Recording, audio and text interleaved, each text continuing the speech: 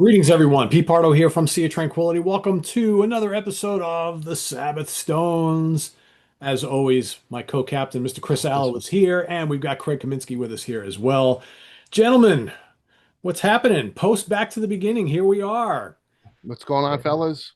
We have a Good, lot of good. How's it impatient going, people guys? who have been waiting for this episode since probably like Saturday evening. Oh, Chomping I at chomping at the bit.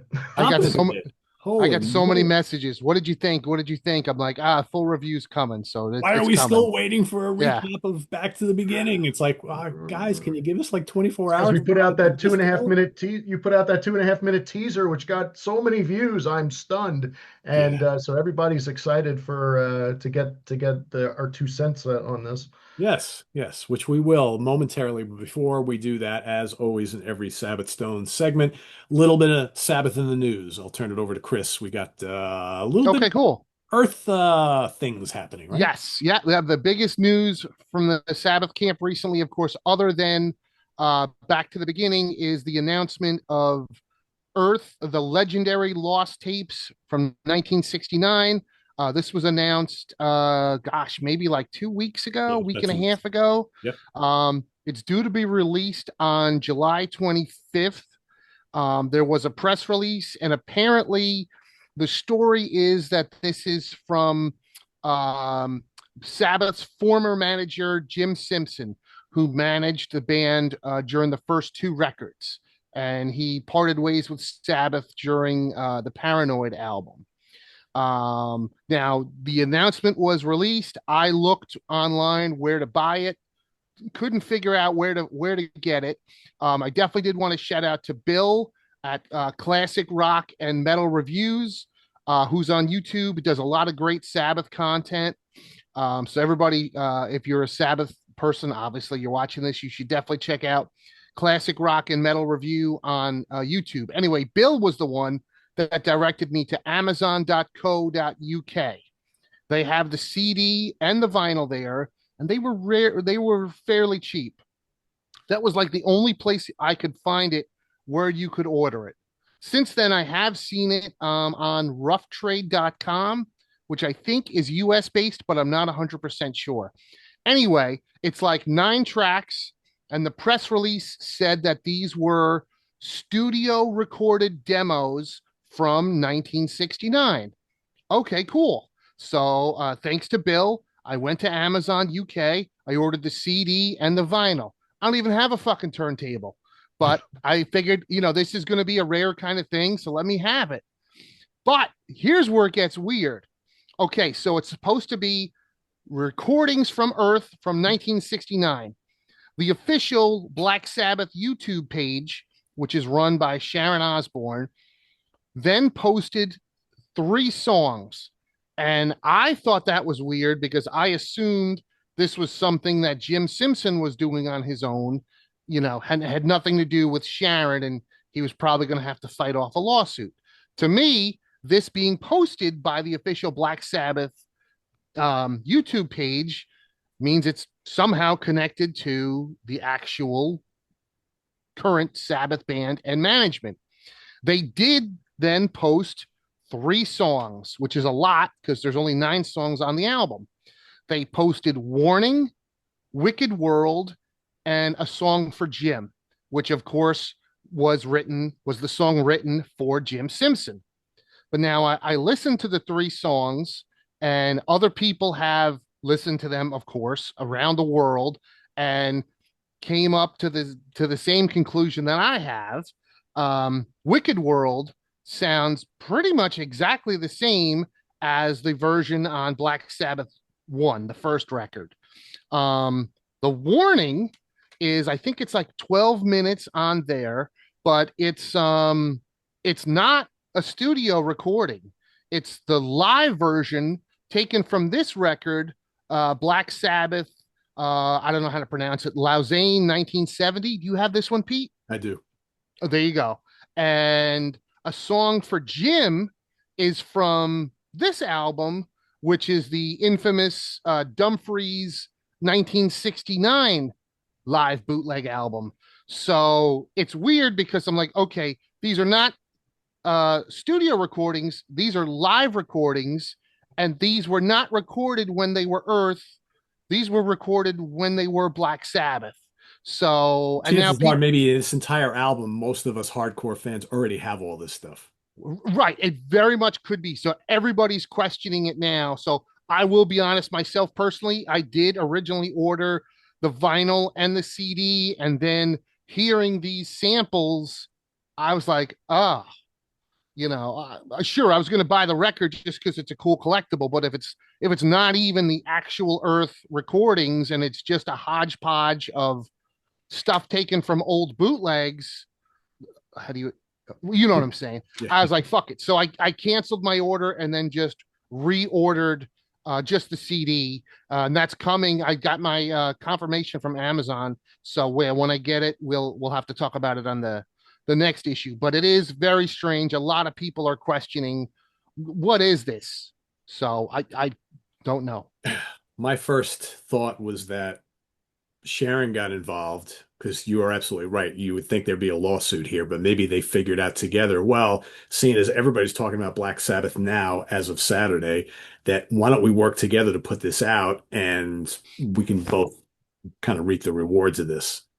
Could be, Pete. And the timing, whoever thought of it, was genius. I mean, Yeah. Sabbath for the last week has been on social media, everything. Everybody's talking about it, either having gone to the shows, having seen the show, wanting to have seen the show, whatever. So it very much could be. And I also just recently heard a rumor um, that there is a possibility of some of these earlier live shows officially being released now. Whether that's true, I don't know. And loudersound.com or .uk, I forget what it was, just did an interview with the four guys in Sabbath, which took place right before Back to the Beginning. The most interesting thing was there was a little bit of talk about a new studio album. Geezer Butler was all for it.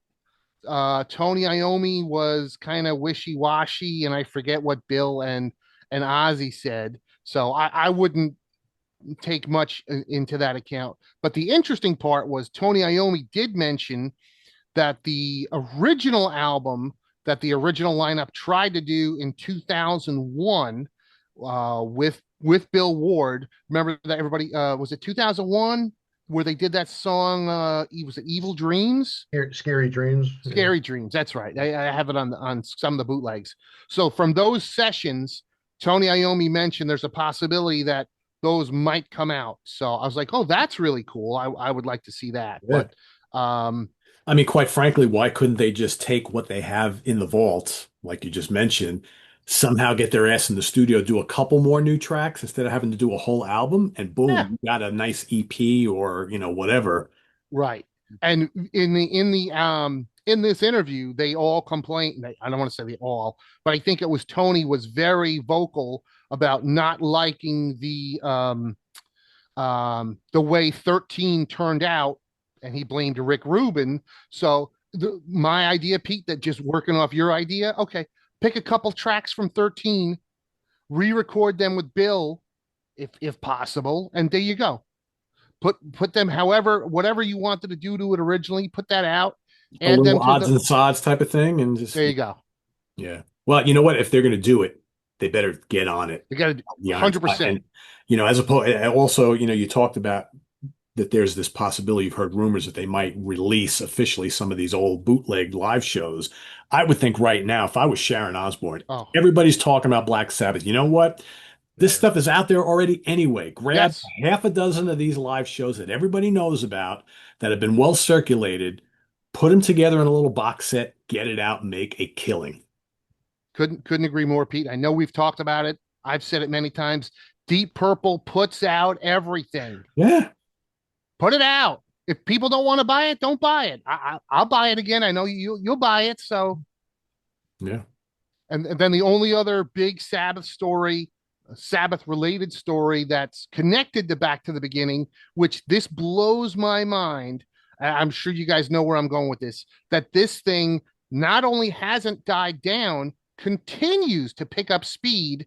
The story that Sharon Osbourne said that she kicked off a band that was supposed to play Back to the Beginning. You know, a lot of people asked me. I thought, well, maybe it was Megadeth. You know, the other bands that have been mentioned to me recently was Kiss, Motley Crue, Rob Zombie. Somebody messaged me this morning. They were like, "I know it. It's Mammoth Van Halen."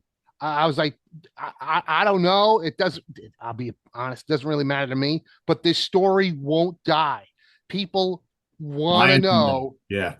who got I, kicked I, off. I saw a story that it had Sharon on one side and Glenn Danzig on the other side. So it was like, was he? It said something about a band wanting money, and but then you actually look at the article and there's not a single mention of Danzig. So it's Right. Now, Danzig toured with Ozzy in '96, including the Ozfests in the on the West Coast in America.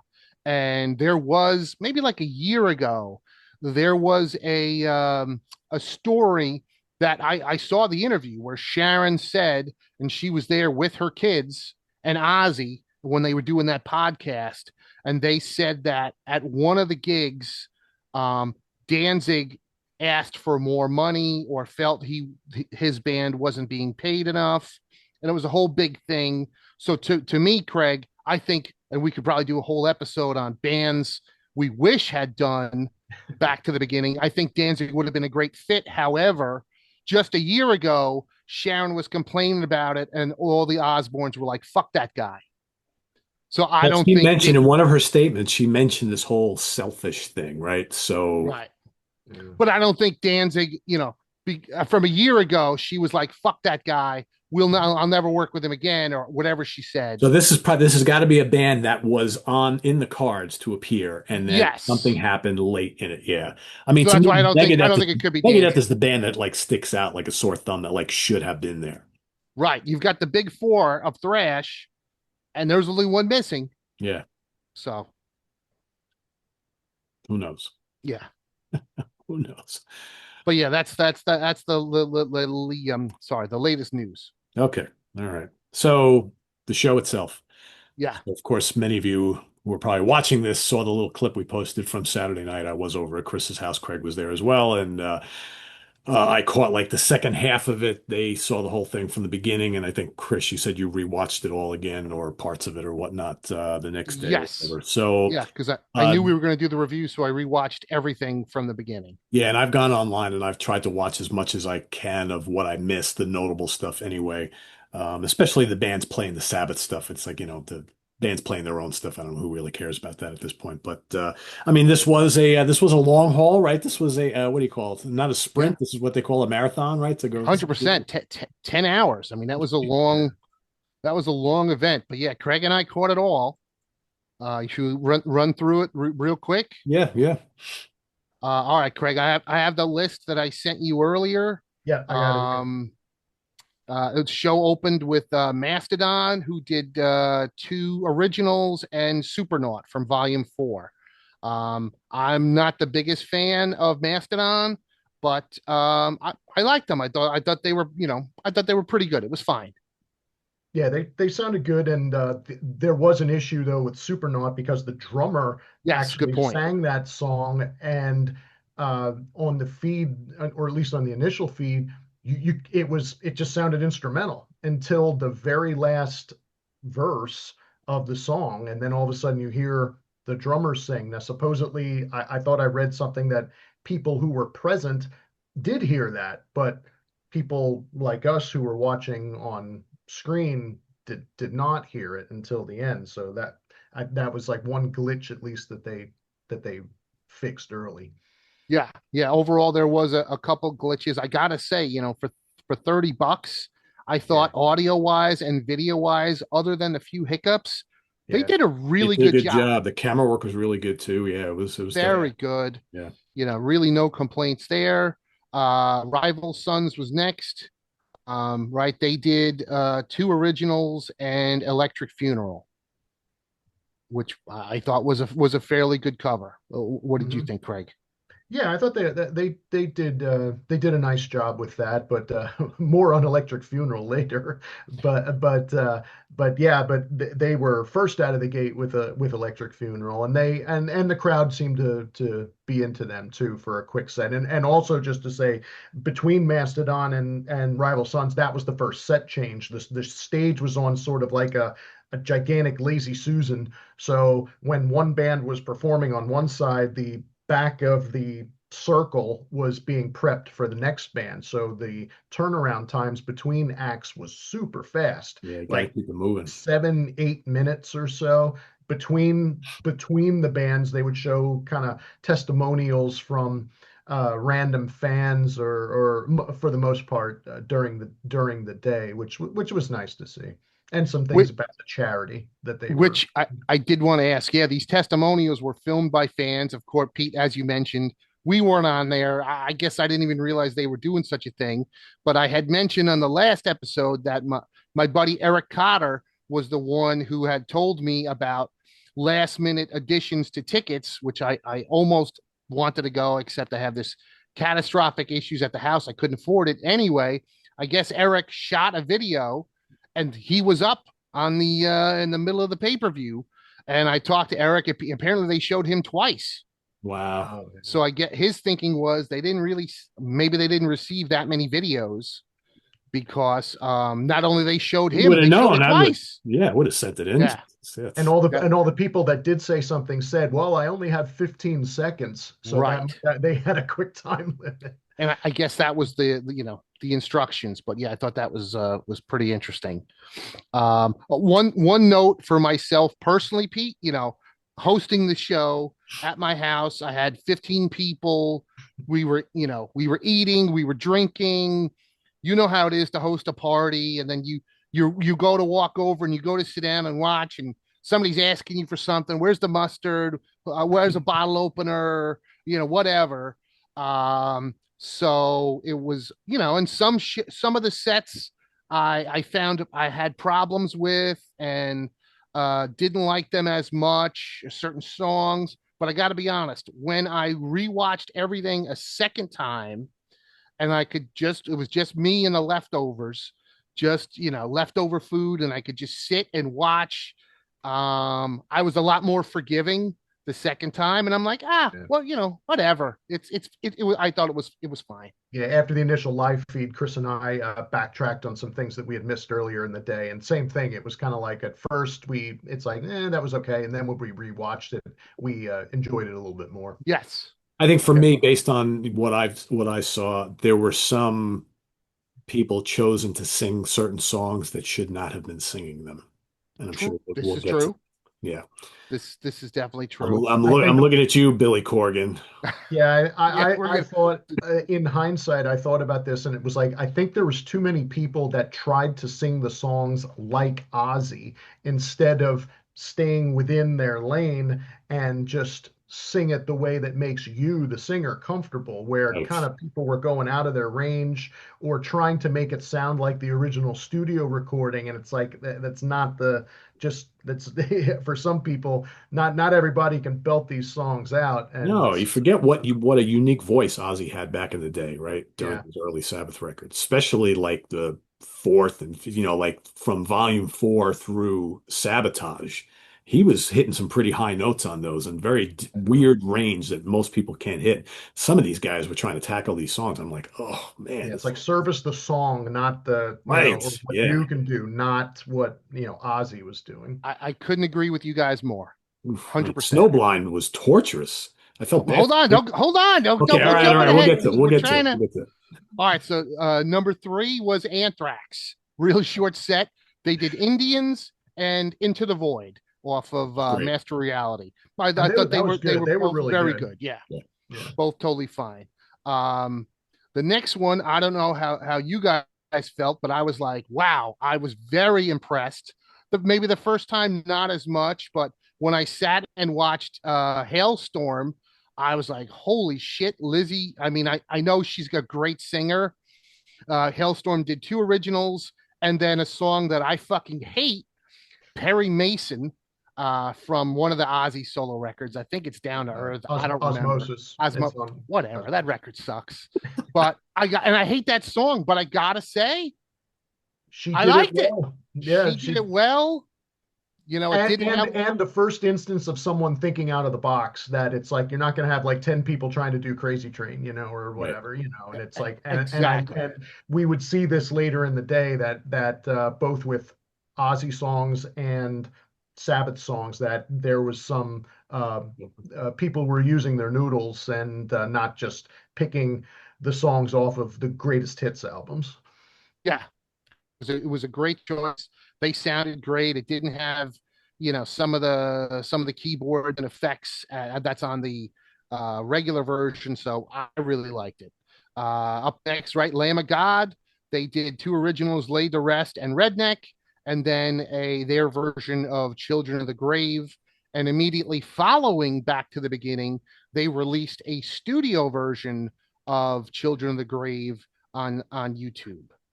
But I thought this was pretty good. Yeah, I thought they did a good job. Yeah. The first half of Children of the Grave, Randy was like trying to sing it more, and then the second half was a little more growly, which I thought fit their style He was just trying to better. be himself. Yeah, it's like once he gave up Exactly. trying to sound like Ozzy, I thought, yeah, I appreciated the second half of the song.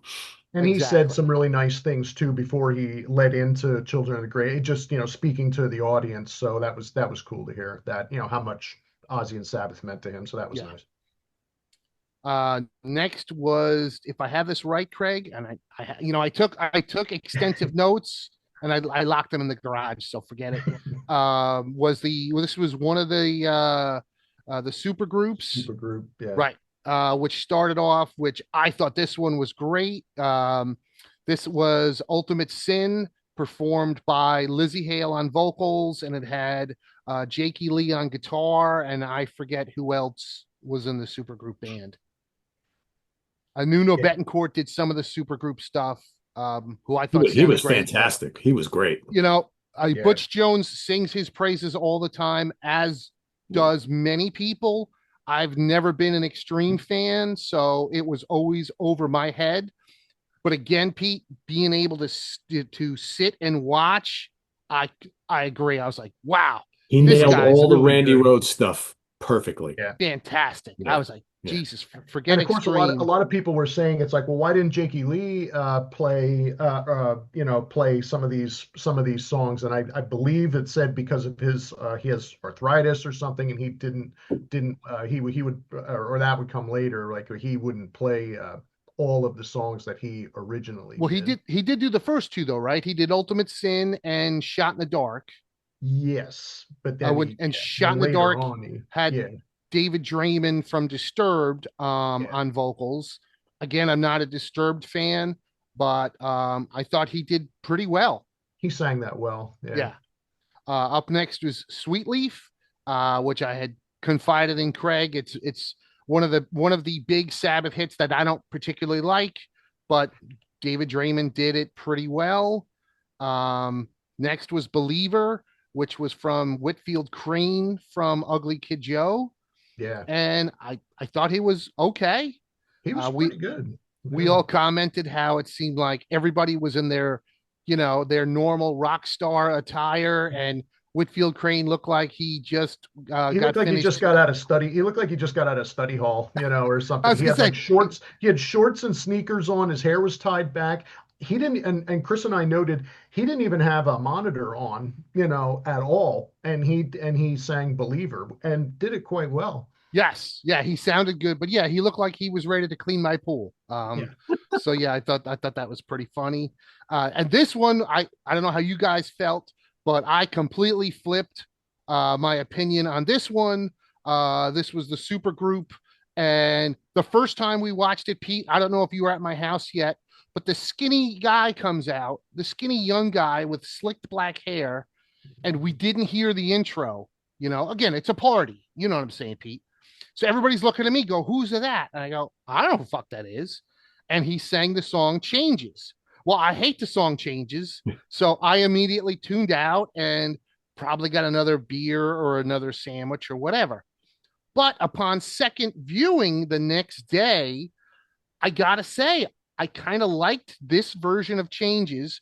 This guy Youngblood, which is I'm sorry, is the guy that he's like, I guess he's a British rapper, but a hell of a voice. And I really like the arrangement of the song because, yeah, it started out, with just the vocals and the keys, but then they brought in the full electric band at points to give it a really nice dynamic. I thought the song worked better than ever before. Craig, I don't know how you felt, but Made it into kind of a power ballad by adding Nuno on guitar, and I'm not sure who, I don't recall off the top of my head who was on drums. Not that they had to like bang away or anything, but it lended some nice flavor to the song instead of just voice and piano. Much better. yes, I actually said, "Wow, that wasn't that bad." Then if I'm going right correctly, Craig, next was Alice in Chains. Yeah. They were good. Who did three tracks, Man in the Box, Wood, and Fairies Wear Boots, which Mhm. in the original feed, Fairies Wear Boots lost audio. Mhm. And if I remember right, Craig, later in the day, They during replayed. one of the changeovers, they replayed just Fairies Wear Boots, Yep. Yep. which I And it, I I thought Yeah, that's was what I very saw. I had good. just gotten there when they were doing it. Okay, gotcha. yeah, William Duvall did that really well. Yeah, Yeah, he's great I then. like their version. Yeah. Yeah. yep, thought it was very good. Next up was Gojira, who did two or three originals, including the only other lady on the show other than Lizzie Hale. They brought out an opera singer, and they closed with Under the Sun from Volume 4, which I thought was very well done.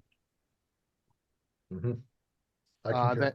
that then came right next was this the super group 2, Well, which first they did started. that the drum war thing or That's where I was going to whatever. go. Yeah. It was a drum battle, right? It was Travis Barker, was it Danny Carey from Tool, Yeah. and the guy that looks like Will Ferrell, Chad Smith right? So And all in a row. I all in a mean, row, and it was just advertised as a 5-minute drum battle. But what it was they actually played Symptom of the Universe, and they all did like a small drum solo in between. But it was kind of fucking messy. yeah. I remember we were all watching Chad Smith staring, I think, at Travis Barker like, what Yeah, the fuck is going on? Travis Barker was, I mean, and again, he's from Blink 182, not my cup of tea necessarily. He Right. did pretty well, but visually watching him, it was like Animal from the Muppets, like in person. I mean, he's just like Yeah. Animal, and just It was he's like throwing Animal and Tommy drumsticks Lee and had a baby, yeah. and that was the guy playing drums. And a couple times it's like I think both Danny Carey and Chad Smith, who were to the left of Travis Barker, were looking over to him to kind of like wait for their cue, Yeah. and or they maybe had a pre-planned cue, and they were kind of like, okay, when am I supposed to step in? And Travis Barker's just going bananas on the drums. Yeah, it was definitely messy, and you could tell it was not rehearsed and it was fucked up. And not to nitpick Pete, but I'm like, wait a second. If you're gonna take a Sabbath instrumental and make it a drum solo, why wouldn't you take fucking Rat Salad and you've Yeah. got your drum solos in? it's It right made no there. sense. Yep. Yeah. And that featured Nuno Betancourt on guitar and Rudy Sarzo on bass, who would stick around for the Yeah. Rudy entire was out there for a while. Yeah. Yes. super group B and did really well. Yes. So I thought that was kind of weird. Up next, they brought out KK Downing from Judas Priest. And they started off the next part of the set with Breaking the Law, right, with Billy Corgan on vocals, and it almost sounded like, we even said it, Craig. I don't know if you said it. Somebody said it at my house. Like, is he trying to fake like a British accent? Like it just sounded fucking terrible. And I'm like, Jesus Christ, it's the easiest Judas Priest song in the catalog to sing. I mean, I've fucking done it at 99 parties. and I can't sing for shit. But it was, I thought I don't know how you guys felt. I thought it was terrible. Also, we should say, to be noted, I think I said it first at my house. Billy Corgan looked like fucking Uncle Fester because he's got a bald Yeah, the head. Christopher Lloyd thing going on. It was He had, Well, yeah, he had he like had the, almost like a Nehru jacket, but it was a trench coat, came all the way buttoned up all the way to the top, all in black, went all the way down to his feet, and then he's wearing like purple high top yeah. sneakers. It was like, what? It's like, dude, you look fucking ridiculous. And besides sounding terrible. And you know what? I'm not a fan of his whiny vocal. I'm not a Smashing Pumpkins fan by any No, means. me I never neither. liked his singing style, but I feel like Strange he was. fit. Yeah. Well, I think he was the worst singer of that entire day that I saw. It's close. Yeah. And then next was Snowblind, which I thought well, also again, Billy Corgan on vocals, fucking terrible. They did a big solo section at the end. Yeah. KK got some That was guitar good. work in, which was nice. Wasn't that Andrew Watt also out there playing with them too? Because I saw him pop up and he was, In a little bit. Yeah. And I was going to say that's a great point, Pete, because that was the only other Didn't know who he person was. that walked that didn't. Because again, like, who's the you know, little kid up there with Yeah, him? we couldn't hear. it's a party, so we didn't hear. And this little guy walks out, and everybody's going, "Is that the kid from Green Day?" That's what And I I'm thought. like, I don't know. Because Khal Drogo, Jason Momoa was the host, but a few times it's like he was getting into it, I think, a little too much, and he's just Yes. you couldn't really tell like what he was saying, during some parts. So yeah, we didn't catch that until the replay. I mean, 'cause, Yes. to be honest, Andrew Watt is this guy that we've heard so much about in recent years because he's worked so much with Ozzy, but nobody knows what the fuck he looks like, right? I I wouldn't was know going him to if he say was that. standing next to me. So when I found out it was Andrew Watt, I go, "Oh, that makes sense." To go, right? He's a big producer. He did a lot of stuff with Ozzy. Go, I never even seen a picture of the kid. I don't know what the fuck he looks like. So I'm like, okay. But all right. So next up was Flying High again. They bring out Sammy Hagar, and the beginning was a fucking train wreck. He was just making up the lyrics as he went along. Yeah, they were Well, just all over the place. and now there was a teleprompter that was there for all to use, Yes. to go to this song. And my impression after, even during while this was on, I mean, we all know Sammy Hagar's a great singer, especially at 77, or however old he is. But holy shit, this was the case of somebody almost like you're trying to fake your homework assignment. Yeah. If someone gave and you're like, I'm prepared. I know how to do this. I'm a professional. And then he shows up, and I swear the only part he knew was the "Mama's chorus. gonna worry. I've been a But you see, he would bad walk all the way up boy." to the front of the stage past the teleprompter. He'd start singing, then he'd realize, oh shit, I don't know what's During the coming. verse, verses, He'd turn around he and run didn't have back to any go. idea how the rhythm of the verses went or anything. And he's like, you could tell even with sunglasses that he's looking at this, Oh, and yeah. then he's kind of like, where's the part that I know how to do until that pops on. It was like someone trying to fudge a test, or somebody when you were in school being told to explain a book and they're just trying to bullshit their way through it, and yeah, it didn't come off that well. It was bad. Yeah, it was very bad. Although, to Sammy's credit, the next song, the Montrose cover, Rock Candy, Was obviously right in because his he knew it, wheelhouse. Yeah. came great. I thought that was very good. I think at this point that they changed drummers. At some point they bring in the drummer from Sleep Token. And then Well, Chad Smith did Rock Candy with Sammy Hagar, so okay. I'm not sure. Yeah, I think the guy from I'm not sure who did the next song with Tobias Forge. Right. And that was interesting to me because I haven't followed Ghost in a while. So I'm like, oh, is that Tobias from Ghost? Because he looks different. I'll be honest, I think he sounded different. I haven't listened to Ghost in a long time, but I'm like, he definitely sounded a little different. But right, he did Bark at the Moon. A little bit of a bummer that Jakey Lee wasn't there. I mean, he was there but didn't perform this song. But that was, I thought it was, I don't know how you guys felt. I thought Bark at the Moon Fine. was okay. That was fine. Yeah, a little out of his range. Again, trying to do Ozzy instead of just doing, being himself. But Nuno, wow, did he nail that solo? Oh, yeah. On Jakey Lee's solo. That's one of those 100%. Yes. That's one of those rewatch moments, if you see it on YouTube or whatever. It's like when you hear that, if you know that solo in your head, you watch Nuno do it. It's like perfect. Yeah, agreed. Absolutely. Nailed it. All right, so then they brought out Ronnie Wood from Rolling Stones, and they did change a couple other musicians. That's And when they my brought out Andrew Watt. yes, and my favorite part is there's no singer, which they didn't announce yet, and you They're could going into the song. they're going into the song, and you could hear plain as day over and over again. You could hear Steven Tyler going, "I got nothing on my mic, nothing on my mic, no mic here," and I'm like, "Dude, I could hear you loud and clear," and he kept saying it.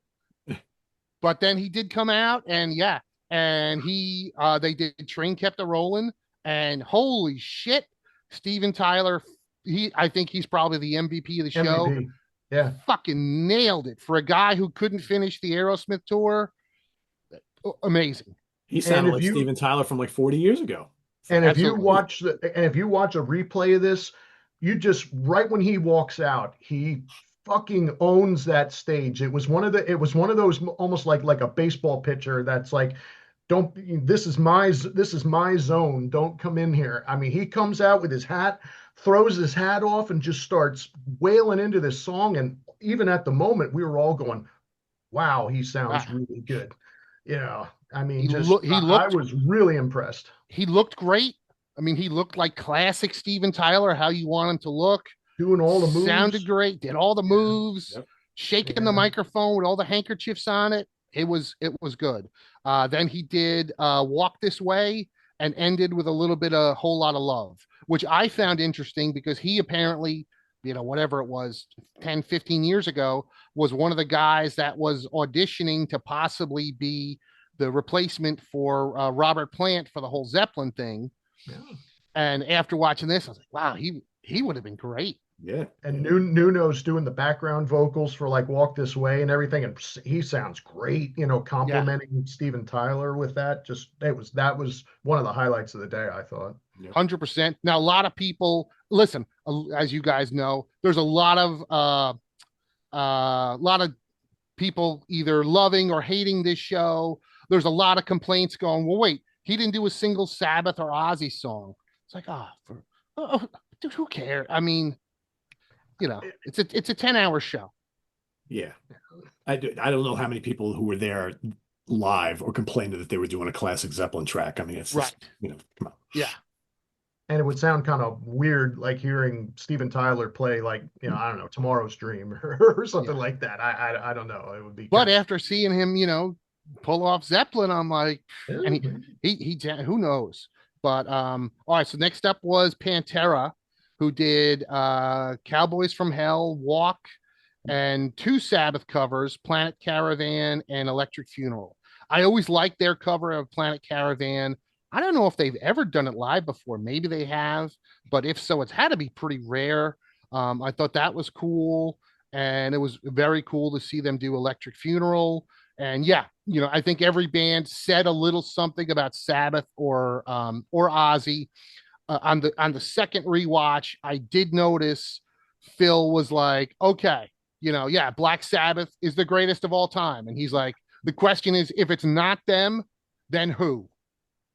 And I thought about it. And I know I'm biased, but I'm like, it is a hell of a question. in I terms of don't know. metal. Yeah. Yeah.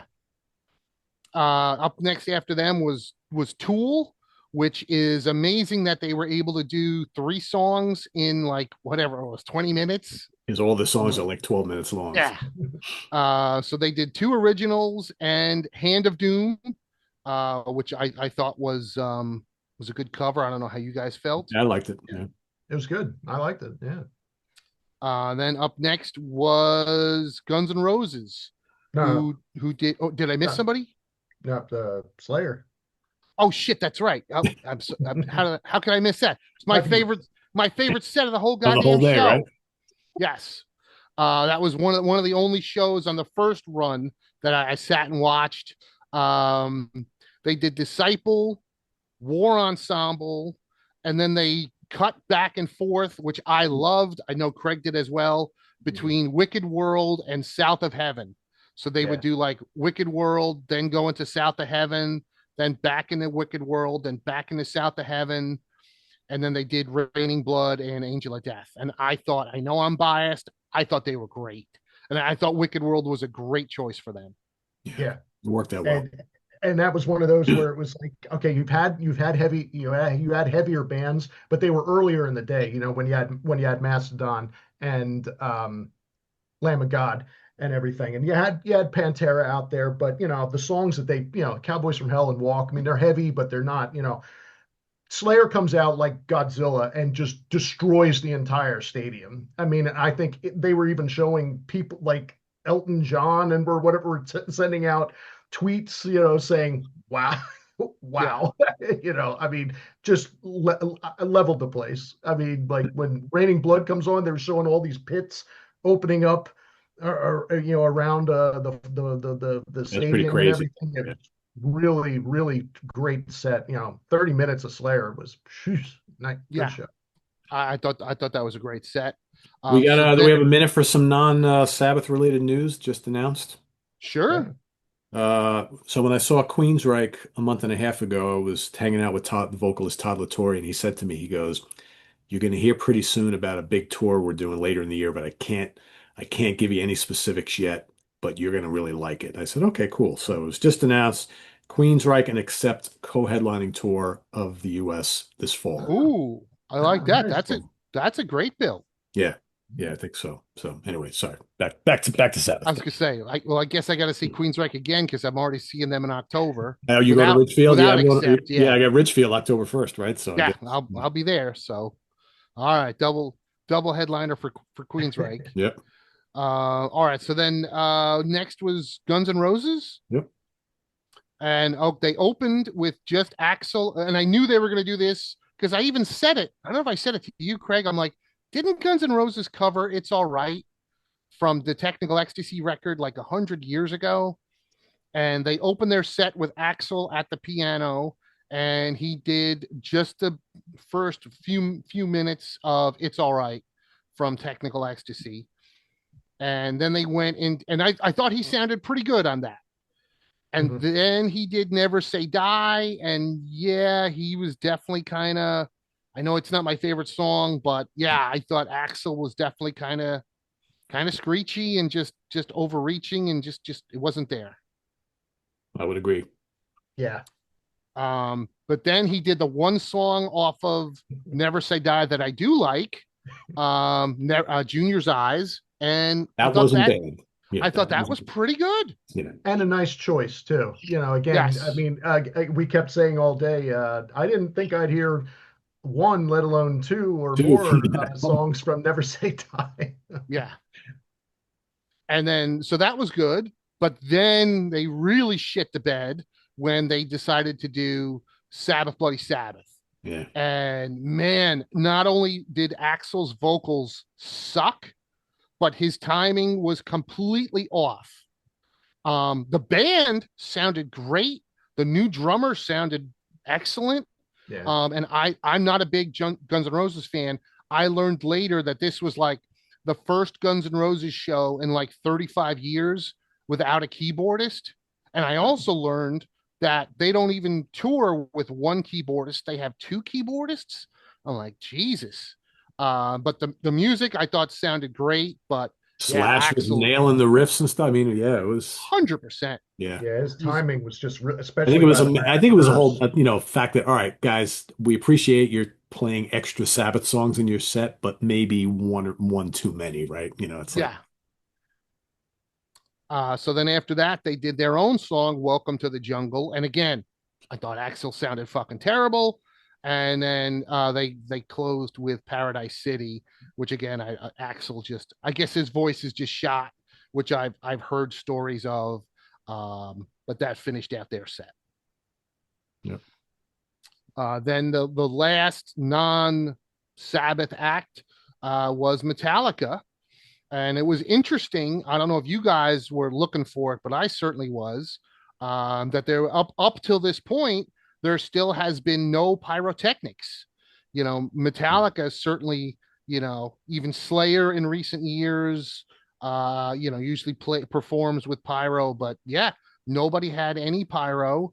So Metallica opened up with "Hole in the Sky," which originally was on the Sabotage record. And then they did Creeping Death, For Whom the Bell Tolls.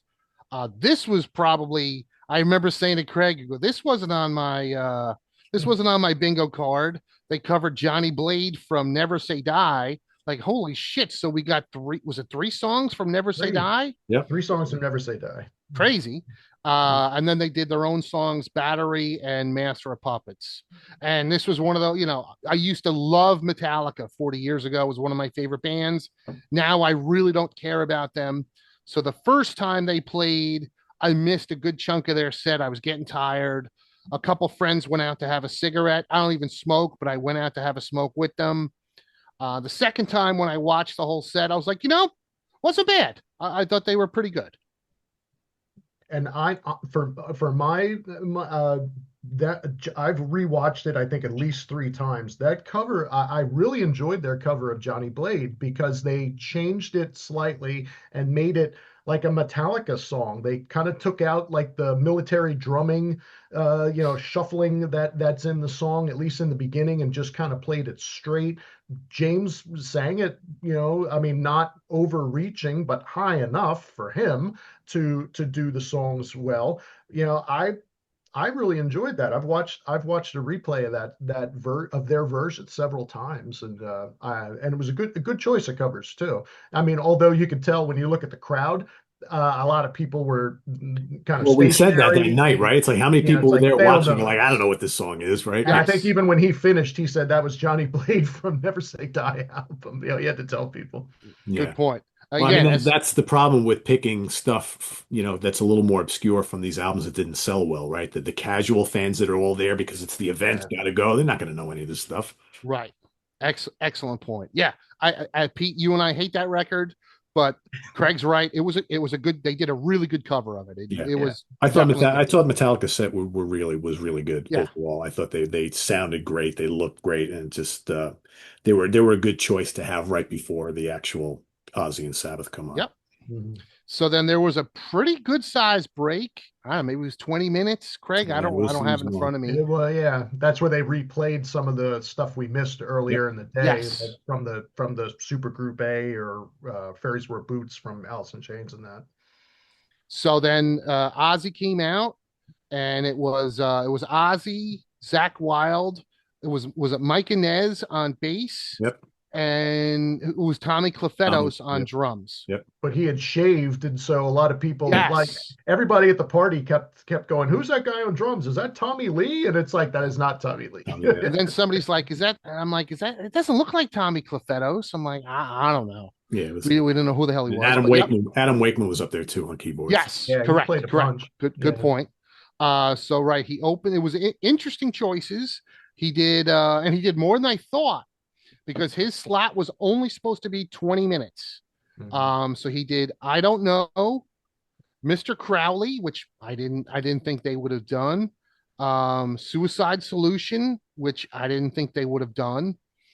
Mama, I'm Coming Home, which apparently they showed tons of people in the audience crying. Yeah. I've heard reviewers of the show be like, I had to get up and walk to the bathroom because I was crying. I'm like, oh my God. I'm like, I mean, listen, I personally don't like the song, I don't either. but I was like, okay, I wasn't fucking moved to tears, but okay, Chris and sure. I looked at each other when that started. We were like, "Oh Jesus, they picked this I song." need I need another beer. Like, yeah. And of course, they had to end the Ozzy set with Crazy Train. Yeah. But it is very interesting that it was only a 20-minute slot, and they got to squeeze in 5 songs, including Suicide Solution, which is fairly long with the solo and everything. That instead of No More Tears, I thought was interesting choice. Yes, that's a very good point. Yeah, And the other thing, the whole thing all during or prior to this was that Sammy Hagar wanted to sing No More Right. Tears, yes, I and was just and going to then say and that. they said no, and then Ozzy doesn't sing it anyway. Right. And then there was also, we had heard earlier that Lizzie Hale was supposed to do a duet with Ozzy on Close My Eyes Forever, which we all said, well, why don't you just fucking bring in Lita Bringing Ford? Lita Ford. I Maybe mean, Tony was like, maybe, "Ah." maybe, maybe Tony nixed that, but then that was squashed and not performed anyway. So, Yeah. Who knows? And quick to say that Mr. Crowley was performed earlier in a pre-recorded segment by Jack Black with kind of like these three school rock kids. Yep. And Jack Yes. Black was dressed up in the 1981 Ozzy blue and white with tassels thing, and Yep. he did a pretty straight rendition of that, sounding quite a bit Right. like Ozzy. So that one we got to hear twice And, technically as well. and the whole video from Jack Black, I didn't get to do a side by side yet, but it kind of reminded me of the After Hours show from Yeah. upstate New York that Ozzy did with Randy when they were on that tour. Yeah, there's a shot where he's Um, hoisting him up, and that's they yes. just do that. And yeah, So I thought that was cool. But yeah, Craig makes a great point, right? So then there was it three songs that were repeated? Was right? Mr. Crowley was twice. Was Electric it Funeral. Electric Funeral twice? And was there another one or no? It was just I don't that. think so. I think it was just those two. Okay. But yeah, even that we thought it was a little weird to duplicate. Oh no, Changes was done twice because Oh, we yeah. forgot there was a pre-recorded version I didn't of see Limp that. Bizkit doing Oh, Changes, and then Youngblood did Changes. So again, we heard three songs were repeated. Like, wait, there was not enough Ozzy and Sabbath songs to pick from.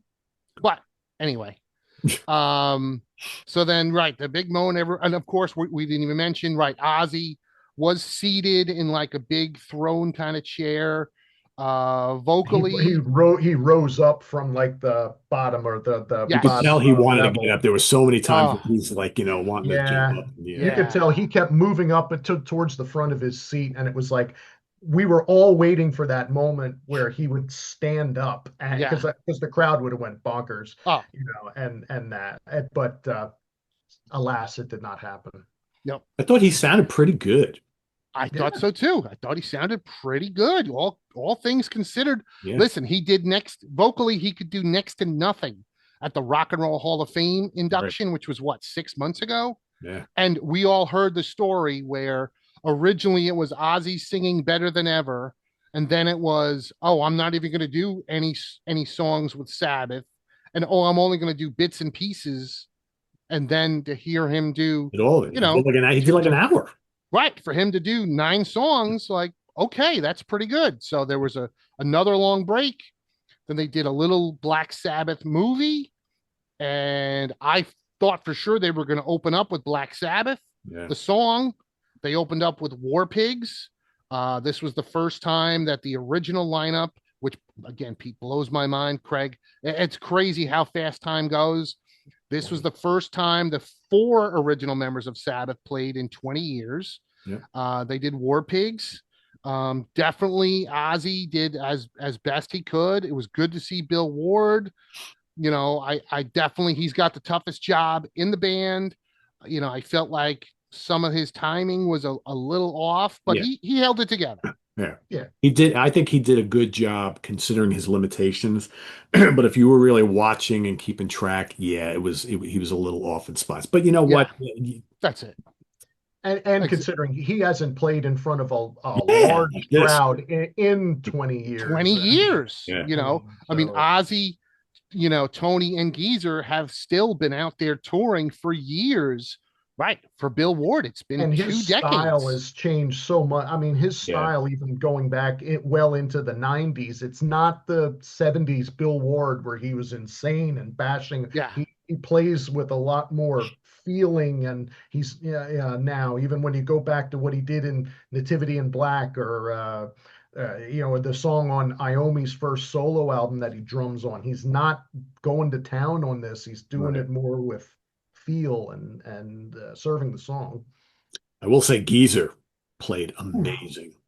Yes, I think out of anybody, Geezer's performance was spot on. Yeah. Even Iommi, who's great. A couple parts he did sound a little oftentimes, but you're right, Pete. I think Geezer was dead on the whole set. I was surprised that they came out and played NIB. I mean, that's just Yes, that was the wild card. Didn't see that one right. coming. But you know what? And we talked about it. Black Sabbath should have been played. Yeah. As much as I like hearing NIB, I mean, come on. It's called Back to the Beginning. So right. You why got to not go back to the play first song we ever song? heard, right? Yeah, exactly. Yeah. So I agree. that was very strange, but it was interesting here. Of course, we all figured they would do Iron Man, and that Yep. that was next.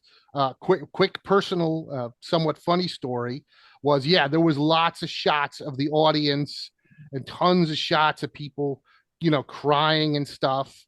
But listen, I ate a lot. I had a lot of beers. I was up early. I didn't sleep good the night before. So at during the end of Iron Man, my wife reaches over and touches my shoulder. And I look back and, I touched her back and we didn't talk about it. The next day, I said to her, I'm like, hey, thanks for touching my shoulder last night. She's like, oh, no problem. She goes, I looked over and you look so sad. I go, oh.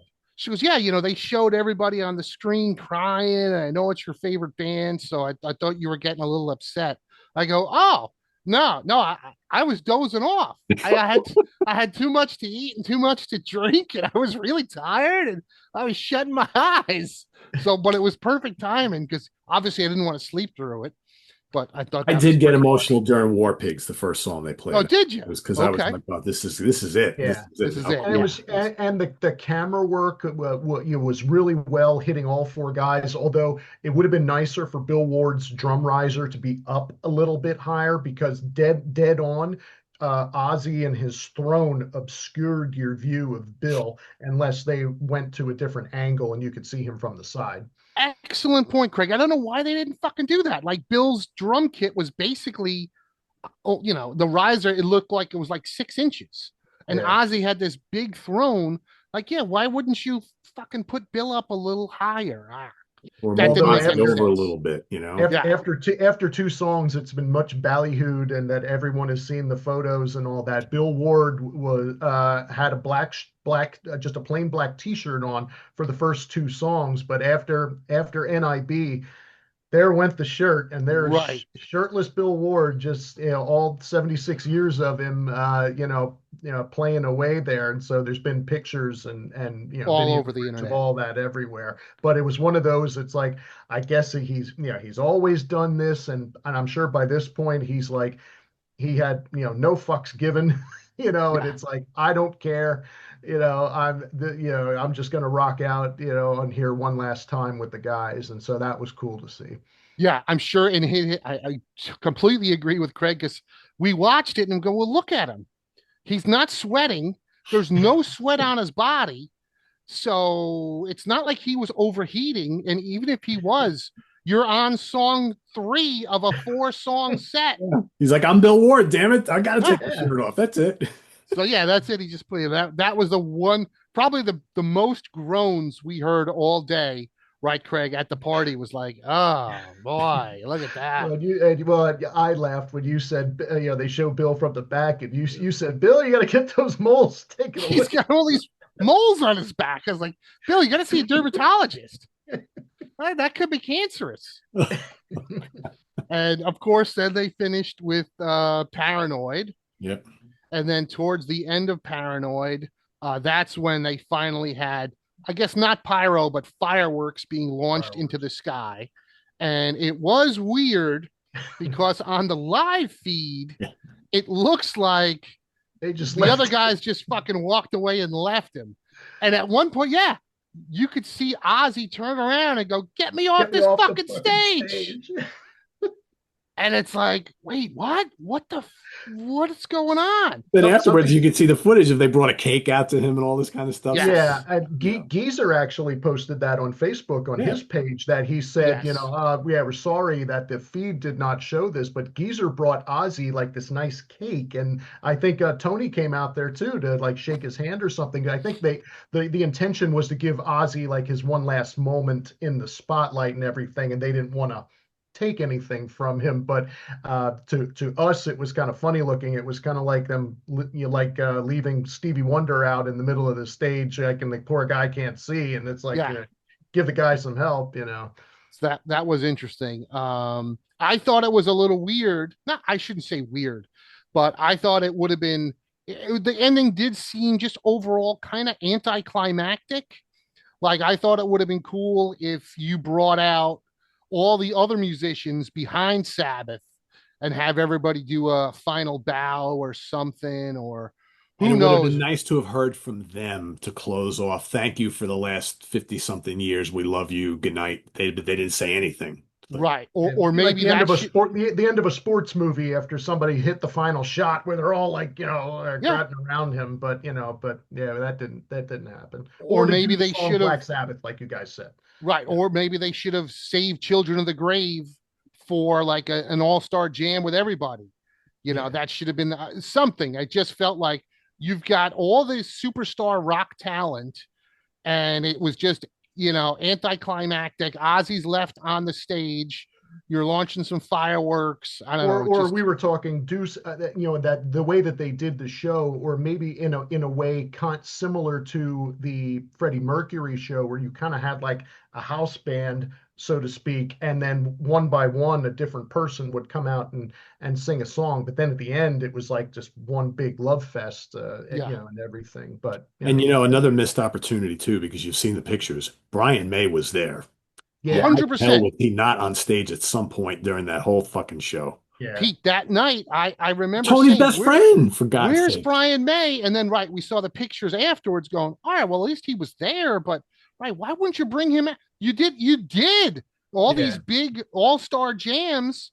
Why wouldn't you fucking bring and Brian and a May out lot for of and something? you guys have seen a lot of the comments or things from people saying, well, yeah, there was no mention of Dio, or they didn't, Oh, well, Tony that Martin was should have been Never there, gonna or happen. whatever. And this was, yeah, this was more about, this is Ozzy's last performance, so it's 100%. Like if there was, one, and a couple people even said it at my house, this was really more the Ozzy farewell than a Sabbath farewell. No yeah, doubt about it. yeah. But do you guys think, I mean, just in terms of metal, who else would get a send off like this? I Oh, mean, no, but perhaps Metallica, maybe, Yeah, at some maybe. point. or Yeah. something like that. If something health wise happened to them, not just a Right. farewell tour like Kiss did, or something. I But don't know think any other about it. band that warrants that right now, Right. as far as Because that goes. my wife said the same thing, and I was like, no way. I go, listen, I love Judas Priest, very influential band. You would Uh, never get this outpouring for Priest. I don't think you would get it for Maiden. And to your point, Craig, I think you're right. It would work for Metallica. However, they're still so much younger.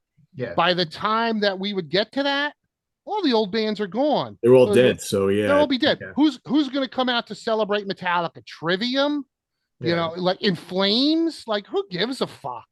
yeah. You know what I mean? Like think about it. That's very true. That's very true.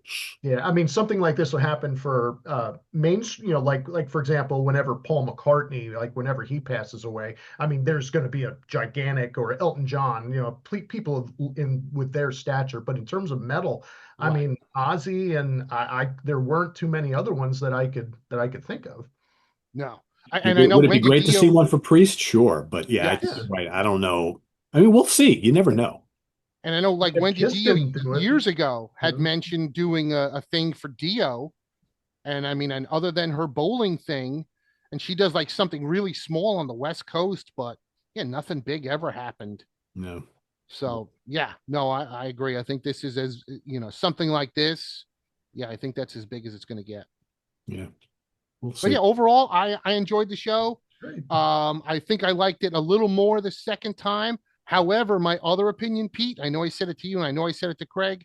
Now, having watched the show, now I feel less upset about not dropping $7,000 to get me and my wife there. I'm like, yeah, this wasn't the be all end all essential Sabbath gig. Yeah, Yeah, that's I you have did to not. think about it, right? You have to think about to spend all that money. You would have had to have walked away from Birmingham that night saying that was like one of the greatest nights of my life. I'm so happy I was there. Yes, and listen, having watched the show twice, I had a good time. I mean, But I take that back. I had a great time with my friends at my house in the air condition on the big screen. But right, Pete, 100% to travel all the way over there, spend all that money. It did not blow my dick off. This was not them bringing out And be people to and to do, be standing on the floor for what, 14 hours, yeah, maybe, yeah, or even in the seats, Craig, in the sun.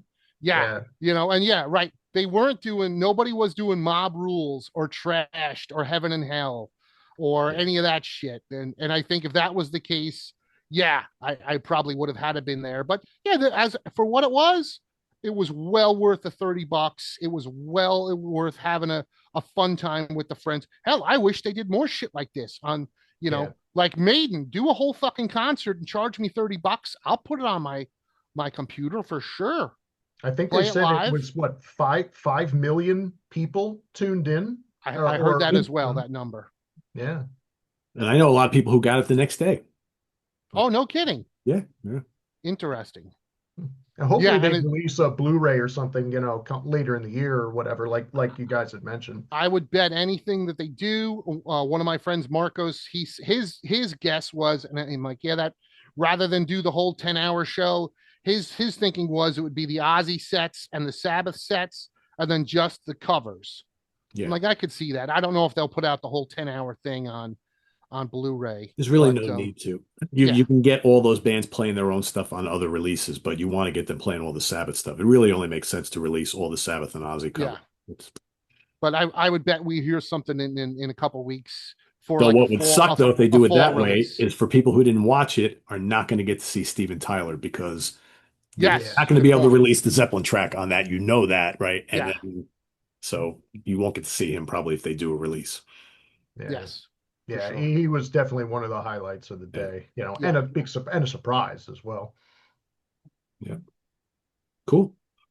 But yeah. So that's our wrap up, folks. For those of you who have watched it, down in the comments, let us know what you thought, positive, negative, whatever, your thoughts on it. And if you didn't see it, well, hopefully we gave you enough in-depth analysis here that if there ever is a video release, you can go check it out at that point in time. But it was definitely fun and definitely an emotional night. And we're gonna miss them, but we knew this day was coming eventually, right?